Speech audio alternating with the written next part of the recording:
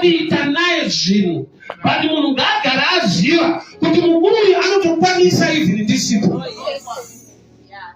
Saka pese Mwari paati ngatiite, ane raari kukurongera rakanaka mukuita kwako. So opportunity, favor, mukana wezvinhu zvakanaka dzimwe nguva rinouya sedambudziko. Unokudzwa kuti taakunetswa manje. Ende ndakataura kuti vana veIsraeri pavanga vari muEgypt, Moses apiwa vhangeri rekunzi vanhu ngavauraye makwai vaise ropa padhoo ndokuti vagone kubuda. That was the last thing chakaitwa kuti vanhu vagone kubudiswa muslavery. Minana yakaitwa mizhinji, Faro akaoma musoro. The last thing chakaita kuti Faro ati Israel chibudai, pakauya mutumwa akauraya matangu ese. But chakadenda kuuya kwemutumwa kuzorwa kweropa pamadhoo. Vhangeri rakaparidzirwa vanhu vari munhamo nderekunzi urayai makwai enyu. Zvora kuti rufu haruna kutanga kuEgypt. Rufu rwakatanga kuvana veIsraeri muEgypt vachifirwa nezvinhu zvavo nezvipfuyo zvavo. Saka vhangeri iro ranga rakanakira munhu ane makwai 5. Akanzi urayai makwai mise ropa padhoo, anoraya 1. Ane 6 anoraya 1. Ane 3 anoraya 1. But achangobva mukutenga 1 rake osangana naMozisi anofanira kuti urayai makwai, anozva mukuru ana mudaro ane mweya wokutidzora kumashure, haana tsitsi. 1 irori richabva mukutenga oparidza vhangeri kuti urayai makwai. Gamba pa1 ravatenga dzatonyasha dzekuti pane kwaanoda kuendwa.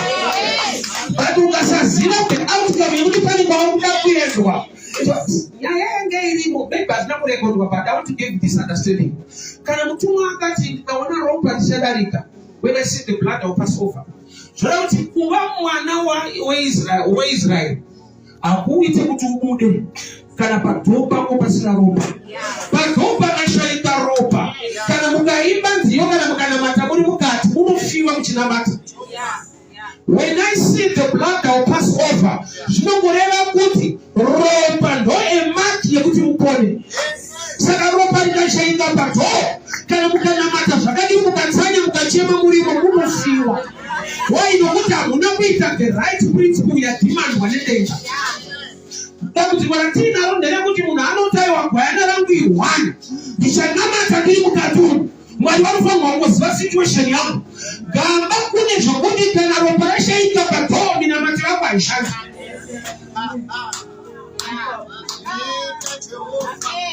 Ndiri kuona kuti kune veIsraeri vakatoita dambudziko revanhu vekuEgypt. Ivo vari vana veIsraeri nekuda kwokuti havana kuisa ropa padhoo. Hazvina kuti kana ukasesa ropa padhoo, but kana uri muIsraeri tinongotiponesa. Haukasesa ropa padhoo, but tinongozwa kuti uri mwana waMwari. Nyaya ndeyekuzvoreva kuti dai pakaita wekuIjipita manje akaisa futi ropa padhoo, aiponera kuita zvataurwa.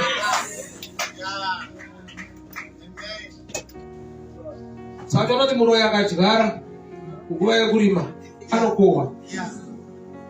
Mukristu akasadyara akanamata chaizvo anofanira muroyi akakohwa. Principle yekumunda ine misodzi kana kuchema ine chekuita nembeu yakaiswa munhu. So life ine maprinciples ekuti ukama-ignore no matter wachema zvakadii. I know kuti pane nguva yekuti munhu unochema nekuti zvinhu zvaoma, but inoponesa munhu i-right application of knowledge. Kuchema haisi guarantee yekuti zvinoita, isaini yekuti zvaoma. Bhaibheri rangu rinoti vanodyara nemisodzi, kwete kuti vanodyara misodzi. Vanodyara nemisodzi, those who plant in tears, which means despite crying, there's a season yekuti munhu anodyara mumisodzi imo. I relate this kumakotsi. Mukaenda kudare redzimhosva munhu ari kutongwa akanzi baba munobvuma here kuti makaripa mwanawo. Kudhaya akatanga kuchema akasataura anything. Zvireva kuti majority achati vabereki mazvoona mudhara achemo. Atingadai vanhu vakuru regai vaende kumba. Zvinonzi baba kana mapedza kuchema toda humbo evidence. Ukawedzera kuchema wodzi remanded custody. Magistrate haashandise tsitsi, anoshandisa law. Kuna vanochema vachitongwa, but hazvichinje sentence. Because iye haatasi kuchema kwako, anoverenga zvaakadzidza kuti kana munhu akaba zvakati anoenda makore akati. Misodzi haitariswi, anotarisa bhuku rake. Tsitsi dzaMwari dzakavigwa mushoko rake, anotsvaka vanhu vari kuita sezvaanotaura. Eliaza auya pasime, Bible radescribe runako rwaRibheka kuti akakanaka. But Eliaza ana kuti uyu kana akanaka zvekuzotuta mvura asina nebasa rese. Munhu akanaka webanda tomututisa mvura rinonaka kweso. Akamirira kututa kwemvura nemunhu akanaka. Zvora kuti dai pakauya asina kuti nakei akatuta mvura apinda. Anda kudeti.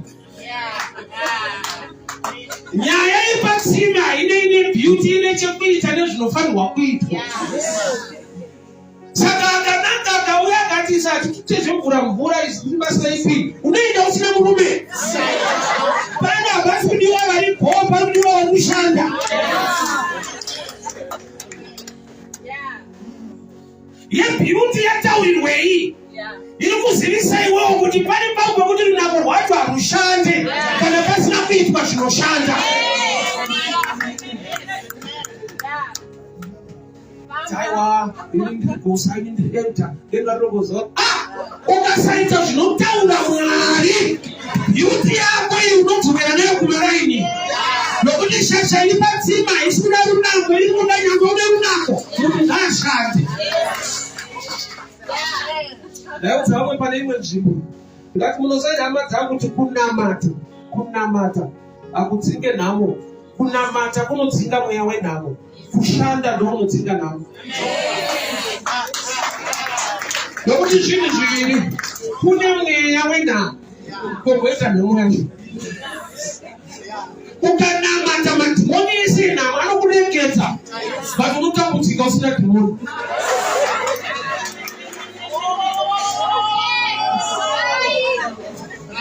I'll give you this example. Nyika yakaita independence. Independence kureva kuti kusunungurwa kubva pana anokuzvanyirira. But independence ikaitika, mukasashanda munotambura makasunungurwa. Saka nomashira kuti takasunungurwa ingati chinetseka. Kusununguka independence hazvireve prosperity, hazvireve rugare, zvinoreva kuregedzwa neanga akakumbunyikidza. Saka iwe ukasashanda usina anga akakumbunyikidza unotambudzika uri free. Saka tona nyika ine majeri, iyo nyika yakaita independence. Majeri ndei anongoreva kuti pane vanofanirwa kusungwa nyangwe takasununguka. Nokuti havazivi chinonzi kusununguka kuita sei, vanozofarisa. Hapaifanirwa kuita jeri kanyika kana yasununguka. Jeri isaini yekuti mukusununguka imomo pana tsana vanofanirwa kutosungwa. So life ine maprinciples ayo. Panobatarwa nyaya yerunako rwemunhu, but runako rwake haisi iyo guarantee yekuti sei akawanikwa. Haana kurorerwa beauty, haana kurorerwa kunzi aiva mhandara, zvese zvataurwa izvi. But Eliaza hapana chamumubva kuti kana iri mhandara akanaka kudai so haashenda rivhesi. Kana akataura zvekupangamira mvura ndikamuonesere mwana akanaka, akaramba akamirira. So life ine maprinciples. Pane zvinoda kuitwa, pane zvaunofanirwa kuita, pane zvaunofanirwa kuziva. Matambudziko ariko wachema wanamata kuna Mwari. Maybe I'll give you this scripture, Matthew 6:6. Inotiyo kana makunyengetera pindai pakavanda muvhare dhoo. Mwari anoona zvamunoita unokukomborerai. Haina kuti Mwari anonzwa zvamuchataura, yet teaching yeprayer kutaura, which means a respond yaMwari haisi pamashoko bedzi, iri kubva pane zvinoitwa the God who sees what you do. Shona inoti Mwari anoona zvaunoita unokukomborera. Kuti makomborero akabatana nezvinoitwa nemunhu, kwete kuchema kwemunhu. Zokurore futi. Kana mapinda pakavanda mukavhara dhoo, Mwari anoona zvamunoita, kwete anonzwa zvamuchataura. Example iri pachena. mukomana akangopfimba musikana akati ndatokuroora ndatokuseka tena. Musikana nyangwe achida kuroorwa, nyangwe achida kuchata. Mukomana ndatochata nekuroora, musikana anogona kuramba. Mukomana paanodzoka after 2 years anosvika musikana akaroorwa akachata. Saka anoneseka kuti ndozvandaitaura wani. Ndopa achaudzwa nemusikana kuti aiwa ndakuramba zvawaitaura, ndairamba chaitaura. Ndaiona. Iwewe uchitaura nini uchiona? Wese akamuramba brother ari mukomana. Airamba type yemukomana. Wese akamuramba nemuhamdanana. Haana kuramba love, makaramba chekuita love nacho. Kwani iwepo waitaura iye anenge achiona kuti akorunyura apa. Wacho ukapata panetsana unokuwara. Anenge achiona. So ndoba kuti the shock of the God who sees what you do will reward you. That the reward is connected to what you do. Zvaunoitwa nevanhu haisi nyaya. Zvaunoita kuna Mwari ndonyaya. Mwari simukani vavengi venyu vapararidzi mungori mumwe vavengi vake nokuti hauiti zvaanotaura. Unozvikuvadzisa. Mwari haakudire kuti wakarengwa. Anokudira yekuti unomuda. So kuvengwa nekuukirwa nevanhu haisi guarantee yokuti Mwari achakufarira. Unogona kuvengwa kwese nevanhu naMwari wacho. Nokuti anokudira zvaunoita kwaari rudo rwako. Ndaiudza vamwe ndikati Mwari unoziva kuti anotida zvakafanana. Zvane mumwe haamanyire pasei upenyu hwedu hwakasiyana. Ndikati Mwari nyangwe achitida zvakafanana, isu hatimude zvakafanana. Kune difference nekuno kwete ikoko. The God who sees what you do. So pana agara patsime. Pauya munhu akanaka but hazvina kuchinja nokuti munhu tine vanhu vari right but vasingashandire Mwari. Kana iri nguva yeprayer, kana iri nguva yekudii anochema unonamata unoimba. But pane nyaya yekuti nziyo dzapedza kuimbwa patsime panoti mvura inoda kututu. Wanano iri pano yakalipwa pamusoro pengamera 10 kana munhu achera mvura. Mutoro. Zvese zvakudziite. But secret yeblessing yako iri mukuita zvitano. Takazorova Mwari anokomborera anosumuka. Ichokwadi. But sei usiri kusumuka chiita kuti ndinorema zvakanyanya. Munhu wangu ndo uri kuremera Mwari. Anosimudza marombe but imwe revhu rimwe ropa harisumuke. Anoshanda kuti Mwari unosimudza marombe kubva muguru ari kana machinda pazvigaro. Zvinotoreva kuti rombe ndo rinofanira kuzudza guruwa. Mwari anosimudza hakuzudza. Ijuti rako kubvisa singadiwe naMwari. Why? Nokuti kana akakusumudza rakusvitsa ipapo as long une guruwa unodzoka futi. Kune zvinhu muupenyu zvokuti unoswera waikoko but unoswera wakusvika futi ikoko. Nokuti zvinoda wisdom nediscipline uri muarea iyoyo. Eliezer agara patsime panouya vanasikana vese, the daughters of the city. Blessing yaunoda ine vamwe, opportunity yoMwari akatokupawo. Bhaibheri rangu rinoti time and chance are given to all. Nguva nemukana zvinopiwa kumunhu wese. But mukana wangoti munguva paunouya sedambudziko, sebhedha. Zvone dzimwe nguva ukaita vasikana macho anokubvunza saka muri kufirei? Musha usati wavaka uri kunzi uvake chechi. Usati ne vanhu vari right but vasinganzwi Mwari. Beware of good people who are not godly. Tine vanhu vanotora zvine common sense. Pane paridza pareke kwadzano 2006 shamwari yangu yake vandakafunda naye. Zvikanzi zvakatara seiko zvinhu. Ndakakuita zvinhu zvandino zvinotaura muupenyu. Zvinobva unonge kurutiswa. Zvakataura mashoko ekutanga ari kundikansela. Bandikadiscover kuti ada kundikanzura.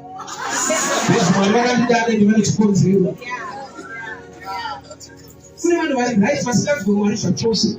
But vangori right vanotaura zvine common sense. Zvokuti wegona kutsona kuti munhu akataura zvine musoro. But hazvina kubva zvokuti kumusoro. Hazvichine musoro.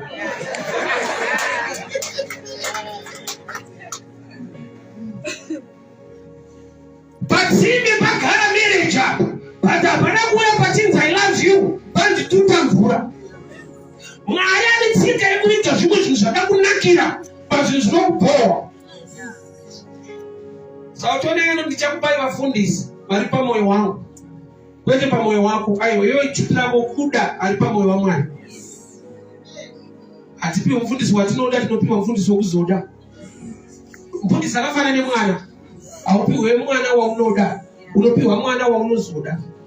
Saka tino chinhu chati nikuchachironga ndechangu makuti bati ndechangu matakane kutamba. Saka chipiramo kuda mwana iye kuziyo wako. Wenzi unonyoresa kuna mwari unatapia kani unatapia kadai. Daya saka yako. Wakafano piwa type isiri. Yekuzoda. Pazima hapa paita wanano. But aita uwese wanano. So pali mwe mti mwari anolanza blessing. Sepete. Cha hapa kuti vanasikana vasani itakombiseni mabindu kutsimo. Vasi kuzviziva. Dai mwari atipo muono mweya. Za Elisha aifura nzvimbo inonzi Shunemu. Shunemu haisi nzvimbo 1 ka itawo. Yaigara mukadzi weShunemu. Maitogara vanhu vakawanda. But kuna akaona. Guta rese rinogona kusaona, but mukadzi weShunemu wakaona kuti munhu waMwari ndoda kuita zvakanaka kwari. Muguta nevanhu kuna akaonerwa nyasha dzekuona. Patsime panouya vanasikana pane mwanasikana akaona. Akabva ipapo aine goridhe apedza kutotambura. Mwari ane tsika kuita zvimwe zvinhu zvakakunakira pazvinhu zvisakakunakidza nhasi. Ndiri kuchikoro ndozvandaita, ndaivenga ticha airova. Pona asikazivi kuti ari kundiroverei. Ndaifungawo semwana mudiki, ndaiti kuvengwa kana kuti anongorova asi aiti. Ndisingazivi kuti kurova kwake kwakaviga kundida kwake.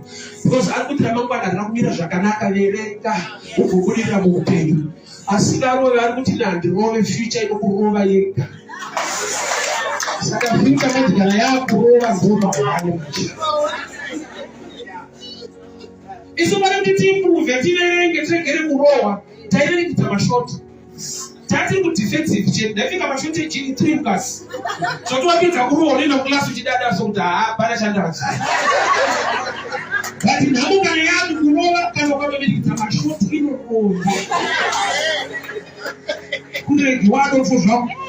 Imagine mwana wedofu, mukadzi wedofu, amai wedofu, kuchemedza dzidza rese. Pavanofana kurohwa uchema uri 1, uchemedza mhuri. Unosvika paunodemba denda karohwa mani. Kana wakuziva zvazvinoreva nezvazvakanakira muupenyu, unosvika paunodemba denda kakoti manikidzira vakandirohwa. Yaita sepateni, waita semutoro, but agenda iri good life. So munhu dai akura pakunzwa Mwari nekutaura kwaMwari, aziva kuti kuitira Mwari kune zvakunodenda muupenyu. Ukazviziva humanikidzirwe, unopangamira mvura wakasununguka. But I can imagine dai pakatawo mwasikana vakaenda naye mutsime, vakaona akuswera achipangamira mvura, aituya anongoitiswa. Unomuziva here mudhara uri kutitira mvura. Remember kuti hasi Isaac akauya kuzorora, kwakatuma Eliaza munhu asiri. So there are times yekuti wakunoseva hasiri ari blessing yako, but ndiye akatumwa nayo. Wauri kushumira nekuitira hasi Mwari, but Mwari ane zvaakareka kuti munhu iye akusvitsa. Isaac hatakure goridhe kunorora. Isaac anotendera kuti Eliaza chienda negoridhe rangu kunorora. Sapani nguva yekuti unoti dai Mwari ndikamona ndikamubereke. Pane vanhu vanotoberekwa uchitobereka program yaMwari. Kazhinji kacho tine zvatinoona totasi haiwada ino vanhu ava ndiri kudai Mwari chaivo. Ndakanzwa Mwari chatakanakira ndisike kumba kwemunhu ndochawakaipira. Kuipa iko. Why nokuti Mwari wamasikausi Genesis 18 akasiya dimba rake akaenda kumba kwaAbhurahamu. Mwari anoenda kumba kwevanhu. Iyo wakati rangu arisike. Mwari wanonamata. 3 angels appeared to Abraham and to Mamre, and one of them was God himself. Mwari anitsinge mvistira vanhu. Iwa unabasa nomunhu. Unoti kunamata moyo wako Mwari wangu chete. Sapani pamuka kuti akauya negoridhe haasi Isaac waunoda, but akatakudzwa naIsaac waunoda. Mwari vane tsika yekuvigara ropafadzo pamunhu waunozi kunge hana basa. Mulife kungwarira itsika yaMwari yekuita zvinhu zvichida nevanhu vakazvidzika vaunotarisira pasi. Pane vanhu vanouya newanano yako negoridhe rekumba kwenyu, but ukakutarisa kamudhara kanonzi Eliaza kamushandi kwakaAbhurahama, zvokuti wegonoshedzera kuti haatepi haisi level rangu, ndakamirira Isaac. Yeti Isaac auye kuzokutarisa, Isaac anotuma vanhu vanofanirwa kukutarisa. Kune vanhu vanotumwa naMwari vasina chinhu chavangakupe, but vane zvinhu zvaMwari zvaakanzi vakupe.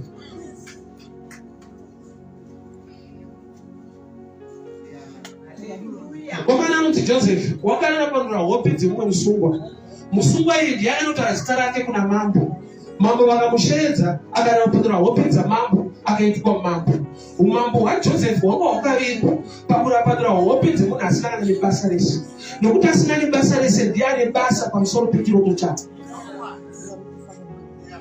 Akati andinapandura hope dzavanhu asina kana profit pandiri mumwe musungwa sina haana nebasa rese. Akasvika paakainterpreta dream yemunhu ari useless. Munhu ari useless ndiye akava useful concerning his own dream. Vanotoda meso emweya ekuoneswa naMwari kuti zvinenge hazvina basa, hazvina maturo, asi pakavigwa ropafadzo yako.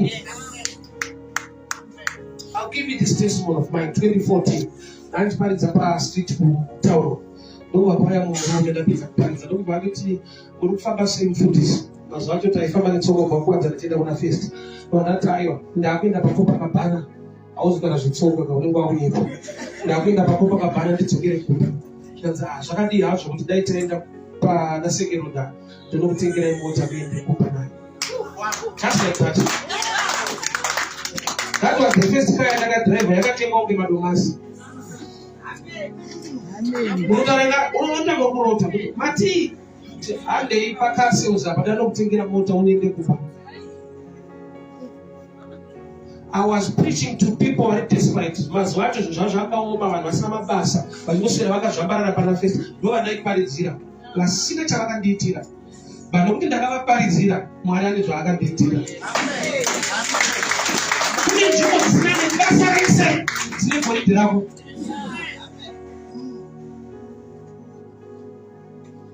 So pese panoda kushumirwa Mwari nekuitira Mwari revesa. Nokuti Mwari une tsika yekuviga zvimwe zvinhu zvako pavanhu vaunoona sekunge hapana kana nyaya. Eliaza aiva mushandi, anotonzi servant, not a son waAbraham, but a servant was carrying gold paIsaac. Mwari une tsika dzekuviga maropafadzo pakuvakwa kwechechi chake. Iko uri pamundikai ndinoroja pandopedzera ndabva kuno kufuta. Pane kuti munhu anofunga ndichinoja munomufako sipo ndikazotama ndikaenda kwabvuku chanoizvitira mberi kwatireta. Mweya wokusashumira Mwari haushaike mumoyo, zvikodzero hazvishaike. Mukadzi aiva nevana vakawanda bhuku Samuel. Penina ndakubvira ati Mwari ndamusiya mwana wangu pachechi, aitova nawo. Akati Mwari mukandipa mwana ndinosiya pano, ndiye anga nedambudziko rokuva nemwana. So zvaitinetsa kuti competition iri kumba naPenina. Kosei pamwe chete unochemera kuna Mwari hauchada futi kuenda naye kumba. Kuti giving yahana yanga yakavigwa paRevelation pachisango chekuziva kuti chamboita kuti ndirambe ndiri muwanano ndisina mwana, vamwe vaine vana. Mwari ndiye andichengetera imba iyi kwete vana, nokuti even ndisina vana ndiri kungondiwa zvakadaro. So Mwari mukandipa ndaakuziva kuti imi ndiri makagara mandipa imba ndisina mwana wacho, ndichakupai mwana pano pakereke. Ndobva asiya mwana kuchechi. Breakthrough yake yakangouya nekuda kwekuti akanzwa burden pamusoro pemba yaMwari. Mwari mukandipa mwana ndosiya pano. Penina hajaidza aite izvozvo. Vake vana vasi kuchechi ndevekumba. Saka uchiona kuti neBhayibheri macho vana vake havana mazita. Wamunzwa mwana Penina renza akanyorwa vana nebasa. Vane basa ndaana Samuel. Nokuti vane basa rekuita paimba. Tinongotaira nevana vapana vaita nezvega hapana. vakawanda kudaro nokuti havadii neimba yaMwari. They were not mentioned. Uyo akati Mwari mukandipa ndikuzosiya pano. So haisi nyaya yekuwana, inyaya yekuziva kuti even munguva yekushayiwa mwana ndine nyasha dzakatichengeta. But apane nguva yekuti munhu anoti haya Mwari akazondikomborera ndopatichashandira Mwari. Ndeti uri kuti ukanganwa kuti you are already blessed. Problem ndeyekuti chinonzi ropafadzo kwauri zvimwe zvinhu zvaunoona zvine vanhu uchitadza kuona Mwari zvaanokuitira even munguva yekuti mari yako ishoma but haudarenizana. Kuna baba wako ane mwana wako na Jesu akabata zvinokusira kumoto kana mvura. Vadzidzi vako vakamutadza aikomplena. But there was something chaifanira kutenda. Nyangwe ati zvikamubata zvinoti mvura nemumoto, aifanira kutenda achiti nyangwe aiwira mvura nemumoto, moto wacho wakamutadza. The boy is still standing. Mvura yacho yakamutadza. Haasi kuwira mumoto kuti atandare. Ari kuwisirwa mumoto kuti atsve afe. So pane nguva yekuti hauna zvizhinji zvauinazvo. Bati muzvishoma zvako Mwari uri kukuchengeta. Iri vane kuziva nezviri kuitwa naMwari kuti pasalari shoma iyoyo muri iri kurarama. Zvokuti wega mwada kuiweka unokuputisika musoro. Bati pane nyasha dzakaiswa naMwari pazvishoma zviripo. Pawanano yauinayo nyasha dzakazara kuti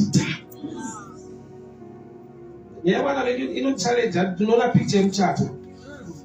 Ari pamuchato anenge achata anenge akavharwa mumeso.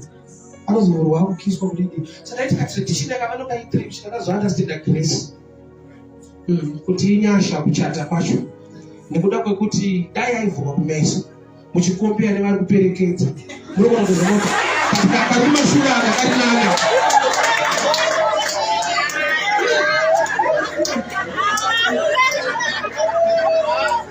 Unotozoona zveu yasimuti vanhu akukiswa kuti inyasha tukwa. Akuenda kwamuri. Achiperekedzwa nevakati nakei. Akuenda.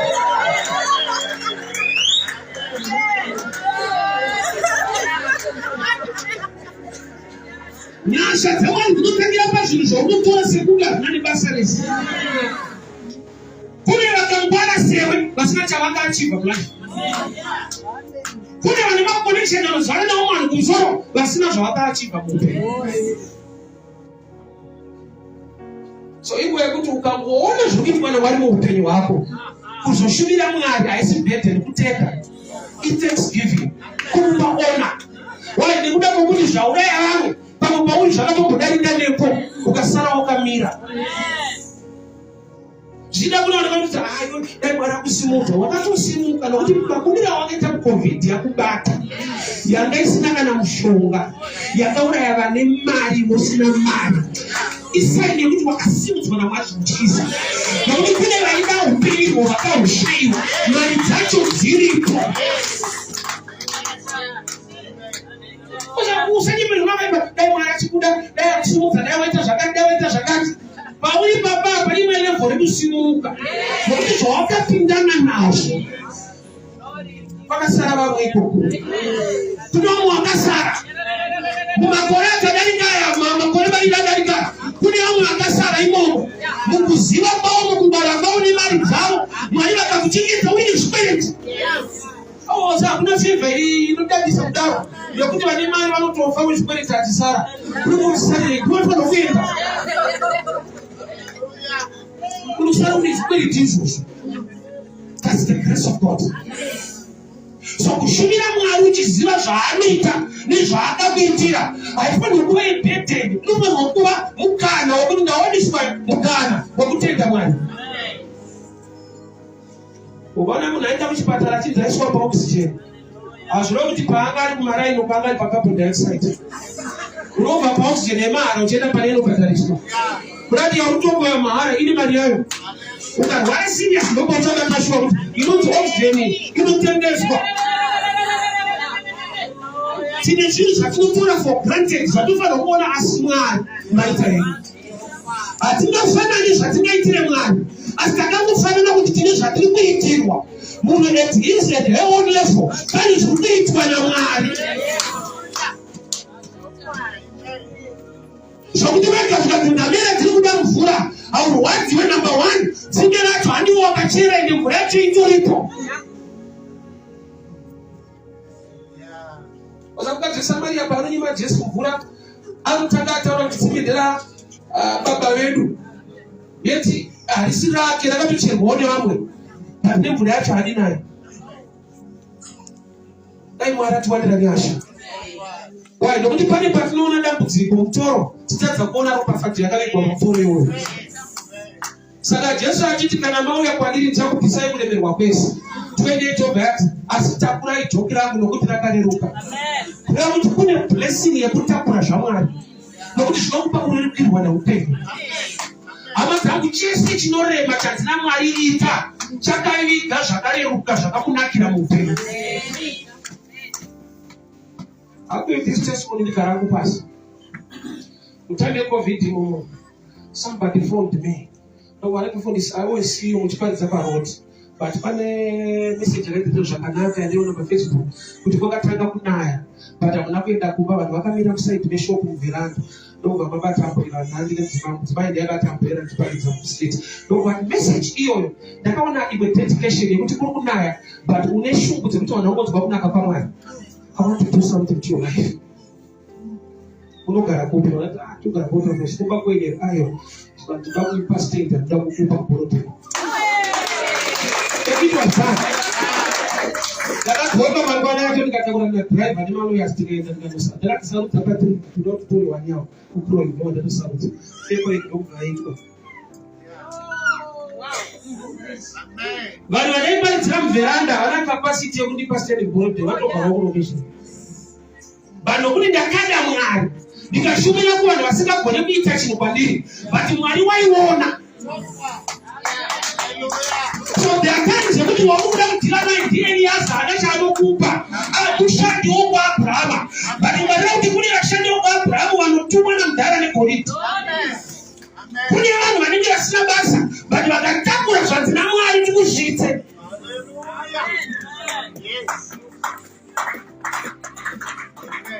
Sauri padzira vanhu vari desperate vasina mari dzemakomba vakamira kuzochipa maneno. Vasina chavainazvo. Shwaudza kunaka kwaMwari. Ona sekuga unozvauri kuita. But Mwari ziso rake neruoko rwake rakapfupika.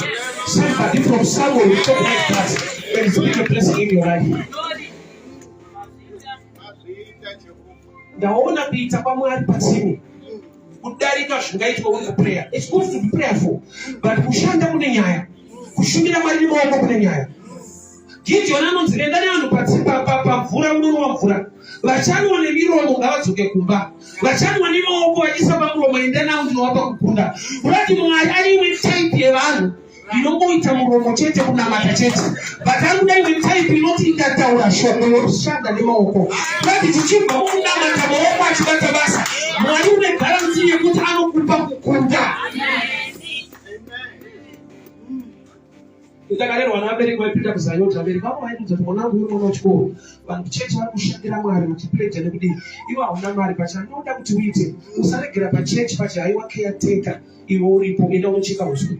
Hauna chaunobva paholiday unocheka uswa kuchechi. So ndaitoziva kuti holiday ikakwana ndikunoshanda pachechi. Handisi kushanda kuti chechi ndibhadhare. Mwari anoshumirwa zvichida nemari yako uye nesimba rako rose. There are times kuti palevel yako wode kushumira Mwari. Usatariswa kuti vaita zvope aiwa Mwari unonzvera mwoyo. Mwoyo wako Mwari akamutarisa neshungu dzako pazvinhu zvake hakusiya wakadaro.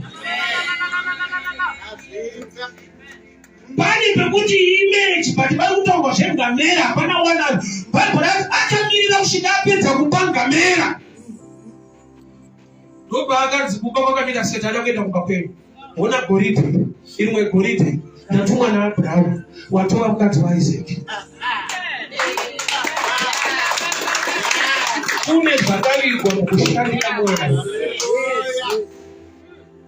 Kushandira Mwari hakusi kuitiswa nokuti Mwari wacho akatendeka. Hakusi kushandiswa, hakusi kushaya zvokuita. Ekunoita hawo shaya zvokuita. Kwasvika murodzi uchiparidzawo. I've seen God honoring that. Kuroti iko Mwari vakaita nyasha dzakadaona kuti Mwari vanotoita ona panotaurwa zita rawo even pakachizika. Somebody called me last year. Don't go to Muparinga Island. Did you hold to get Israel? Do you know passport? You not made on any visa. For 8 days I was in Israel. And then what year that I come on yako to Tel Aviv by airport. Other countries comes in. But in here with other donor car, all the man was not married to get a date. Mwaruka is a planning you. There is 8 days in Israel. The testimony can help somebody. I was preaching manifest. When I showed up on YouTube, don't buy phones and Muparinga. Musaka na ringo magachate zingata andina. Munaoda ile student that hey don't that. That going to one change I town. Mono put that very Mary, Catherine Mary, very media Mary. Baenda akono no ke. Bado no kapeta. Na nino mnaenda pita researches. Na phone ila go basi for 2 hours. In 2 hours time my ears is so wasted in it. Yeah. Ile tunataka kuchata. Kunotora nguo, kunotora mariage. Kana hiyo chata. In 2 weeks time mchata wakati hiyo. Mwenye akatufly kwa UK tutatenda mchata huo. Boma tunataka kuona na wipa. Tutopera tutogera. Pani nipata kufuga bakuti walipa kuchata ndio bila kufunga kana kujirota. Ndio vesa mimi tusina bila kufunga ni Mungu. Kana kuimagine waneo. God can do it. Chakana mwenye chete ndio pinda kwa wote nataka watu waliwakanaka. Wanachunga wanashura watu wanaji kubatita. Saki kupanga mera kugura mwetu watu wanakombele maoko. Wanaenda pizza mtu taunakwana. Ndiye anaorupa mvura unomsiwa. Unoshira ikupanga mera mvura unowane. Why don't you want to see that somebody that you know that? I say for you so sad.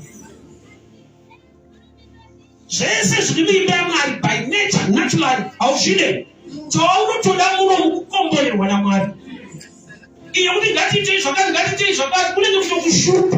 But you're not doing the way I put it or something. What out was late when I'm married. But it's not a leap.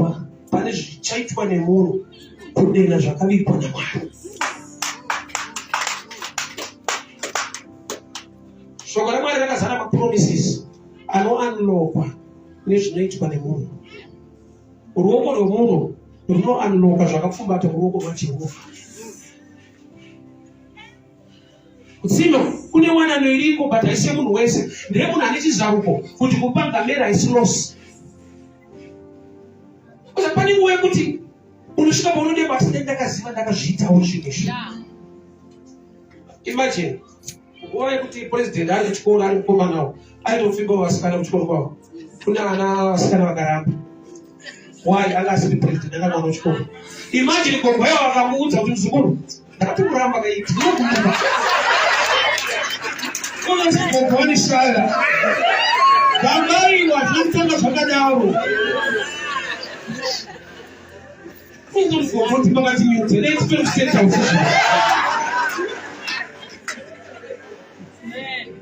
Gambari was a not student,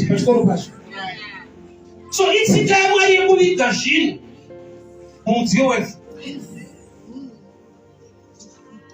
Project Mwarakarongedza wananodzi vanhu vakukuchechi mwarakarongedza mabusiness maopportunities mwarakarongedza mavisa kuenda kwewe akangozvitora zvese akazvitanga project yepachechi ati munhu ashanda munhu otaiwa hatina material vanhu vanoda kubatwa musoro havadi kubatwa mukati memusoro.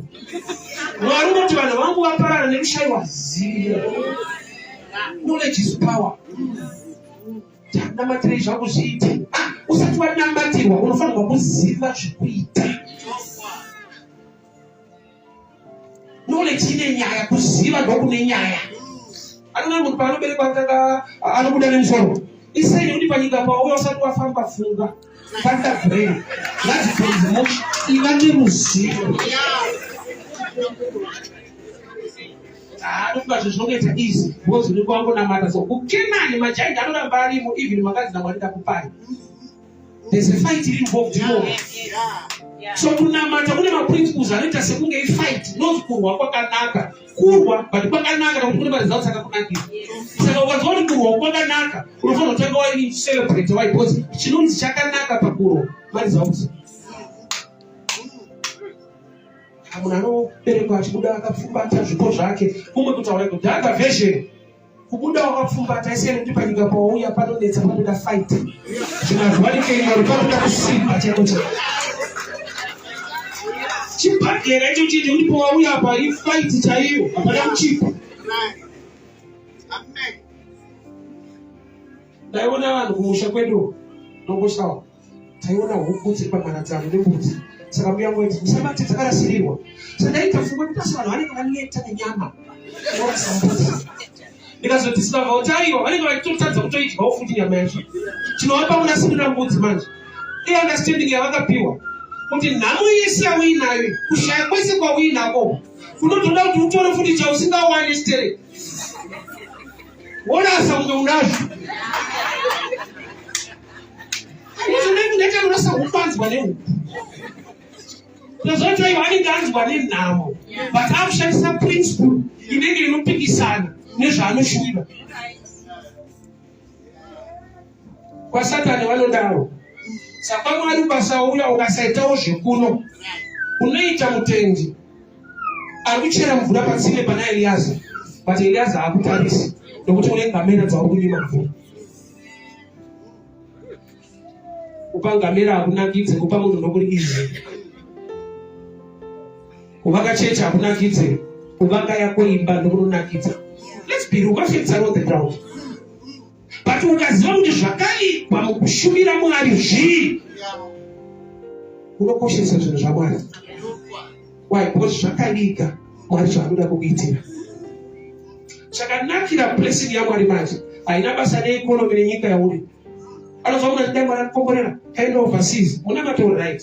But the truth is kana kuenda kuAmerica kuri kuenda overseas kubva ikoko uchiuya kuno uya futi overseas utori mbiri overseas hazvina kuenda kana kuti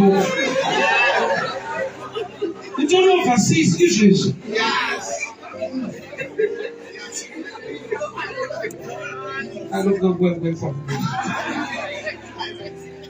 Chechi kutsino i-opportunity yemusikana wetsaba nalenga bana the daughters of the city.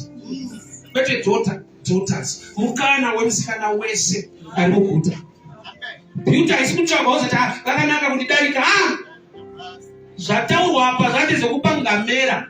Ngamera haioni beauty yemunhu. Ngamera inoda kunwa chete mvura. Zvekuti kana kwamodhira pamberi pengamera ndapasa nechinenyota. Saka mungu zvinomunetsa kuti bata havasi kunoona here. Kune mwiri totusaonekwe. Yokuti ukashumira ukashandira Mwari mweya iyo inorwiswa nayo. Usha kuti bata havasi kunoona here wana havasi kunoona here havaone. Why? Nokuti pane principle iripo. Wakatuta mvura wakapa ngamera 10 mutora andizoti mawazi manganingo yakareba zvakadii. Zvoti kumba kwawe kunotora zvisirizvo kuti chinguri aenda kutsima ari kuitei. Hakuna chinorwadza sekuti uri kuitira Mwari but vekumba chave mumhuri havasi kufara. Wesi muchechi hazvino kuti muchechi munhu wese anokuingaridza kushandira Mwari. Muchechi mune vanhu vakasiyana siyana ende muchechi havasi kudenga. Saka muchechi mutonyewa munhu bhozi havasi kudenga. Kune munhu akutoziva kuti wivhi yako ine mawisi mangani. Kune akutoziva izvezvo kudai kanga wakaigata uchaziva kuti panachiziva kuti yadhodzi ichetika munhu. So kana kwakushumira Mwari kuitira Mwari hatifanani. Ndaitarisira vadzidzi vaJesu kuombera maoko Jesu paakazorwa perfume. Bhaibheri rangu rinototi vakataura vachiti what a waste. Perfume yatambiswa. Vaifanira kuombera kuti tenzi unoda kuzorwa perfume inodhura. Vanonzwa kuti ari kutotambiswa ichitirwa. Jesu wavanotevera havana kufara paakapihwa perfume. Vadzidzi vake ngeti vatorwa. Havana kufara vakatadzi yatambiswa. Kuti pese paunoitira Mwari by revelation kune vanhu vasingaitiri zvakanaka. Vakanzwa kuti iri kutambiswa hatina Usatesa kuti munhu esano encourage because pachechi pedu toda kuvaka. Kune vanhu vane mweya watopikisa pavari pacho. Vadzidzi vaJesu paakangobatwa muGetsemani vakatiza vakasara Pita. Saka ndaingotofunga kuti Pita akashinga komana atiza mutero. Kuzoverenga kumberi ndinga kunzwa kuti atori wese. Nokuti musikana paakauya kuna Pita pamoto akati uyu mumwe wacho. Pita akaramba Jesu dakati. Kuti Pita atiza anotera kuti arambireko. Tinoona kuti chechi yacho hakudenda arove anoyabvurira mazvotaura Jesu. Aparidzwa kudai anyotsa kuyange vanhu vake vanoti takutwa mani. Kune kuti zvikwata vachechi. Dai mwana tuwanira nyasha. Iwe ngozwa ndakaenda Mwari. Ndakazoshumira Mwari. Kuti minga zvimufadze ndakaendawo Mwari kuti chechi une kuchipatara Mwari wera unonga kupora unongodara kushoma. Atikafanira pakurinzwa nepakuriita. Tinogona kufanana kurinzwa but pakuita tine zvikonzero zvakasiyana. Tine munhu anokudza nhamo yauinayo neshungu dzekuitira Mwari anokudza kuti nemanyawu nemanyemwa situation yako totoiziva tisi oenda wazosumuka wakapurisa. Abraham audzwa naMwari kuti ari mwana wogomo chine chibayiro. Haana kuudza Sara same message kuti ndakunocheka mwana wogomo. Aiziva kuti Sara yekunzi uchava nemwana yakamunakira but yekunzi ndipe yakaoma. Saka haana kuti ndakunocheka mwana wogomo. Akati kumboenda nemwana tisatsoka. Akutokwidza gomo nemwana wacho akabvunza kuti baba huni dziripo, baba riripo, chibayiro chiripi? Abraham ndobva atayo Mwari uchati pagwayana. Ndozvaangaudzwa. Angaudzwa kuti uya undipe kwete uya utore. Kuna Abraham akava nekumwe kuziva kunodarika kupa. Ndokwava mudenda kupa kuziva. Nokuti dai akaudza mwana ari kubvunza kuti baba chibayiro chiripi, oti chiri kutaura ndicho chaitiza. Isaac wandoshamsika asungwa netambo kugara tichiona gwayana. Gwayana racho riri kupinda kuiswa tambo. Isaac akadzikwa paatari. Mwari ndobva ndazviona kuti unondida. Simudza meso ako ndokuona gwayana riri pachikwenzi. Uri kuona riri gwayana paranoonekwa pachikwenzi. Aifanira kunyanya kufara ndiIsaac nokuti ndiye akubviswa. Zvoreva kuti ukaziva zvinoitwa naMwari unofara even uine tambo. Zvakasunga zvakaoma but ukaziva kuti ndikaitira Mwari, Mwari harevi nhema. Zvinokupa mufaro. Dai Mwari atiwanira nyasha.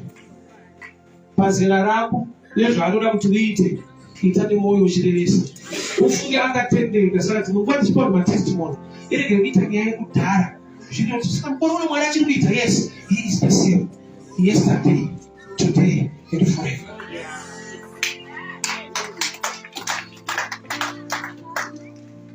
Zvakaoma kudaro, munyika yakaoma kudaro. Principle yaMwari haisi kuchinja, waida kuti mwana wacho achinje, anokukomborera zvakaoma kudaro. Dai Mwari akuona kuti yatiri kutambira isingatenge. Blessing haitya kuti economy yakamira sei. You can be blessed mutime ino. Munguva yekuti mari yako haitenge, unoita chinhu chekuti vanhu vanoshamba kuti wachigona sei zvakadai. Mwari akamira kukomborera vanhu. People are getting blessed even in that times. Ukapinda mbucha makonde mune mazongo eseni kuti mombe yacho yanga iripo. Kwete last year, this month. Ukangoona mune nzondo yahuku yacho yanga iripo. So usati zvakaoma kuti ndakaomerwa. Kuti kuna ari kurova huku achikupa tsoka. Hakuna paungaona nzondo kusina huku yacho azviite. Takomana kuti mazuva ano havasi kuroora. Nezuro unongoona mota yakaema bhaluni. Pairongwa munhu ufunge mukore uno. So hakuna time unotarisa Mwari kuita zvinhu. But mutime kune vanhu vanotarisa Mwari kuti vagamuchire zvavanoda kupiwa naMwari. Usaregera Eliaza achidzokera negoridhe nekuti neusimbe. Usaregedze mweropafadzo isingabate pauri nokuti hauri kushandira Mwari. Mwari uyu akatendeka, akasiyana nemunhu, akarurama. Ukadyara ukaisa kwaari, iwo neropafadzo yaakabata inofanira kubata muupenyu hwako. Regai ndinamate. Father, we thank you for your words. Thank you for speaking to us. Ndokunamata Mwari nesemwe yazarurwe. Tigone kuona ropafadzo yakavigwa patsime naEliaza. zvakaigwa Mwari patsime rataungana pano pamati the daughters of the city vaiuya. Patinouya pano ana baba nana amai tichiungana pano pane chakavigwa naMwari pano chinochicha upenyu hwedu. Tipei mese yemweya, tipei mukushumirai nemukushandirai nemwoyo unoda, nokuti taziva kutendeka nekururama kwenyu. Muzita raJesu Kristu weNazareta, amen. Nodzoka nguva Mwari vakuitirei nyasha navakuita.